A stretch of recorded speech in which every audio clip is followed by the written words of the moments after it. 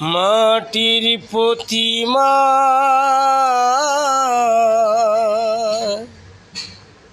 পাথরের পুতুল, বলে কি হবে পুজো করে,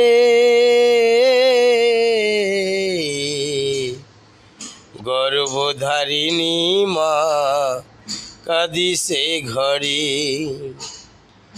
গর্ভধারিণী মা কাঁদিছে ঘরে। কে খাবে রে মিষ্টি ফল, কে খাবে দুধের বাটি, মন্দিরেতে পড়িস পুজো, পুজোর পরিবাটি।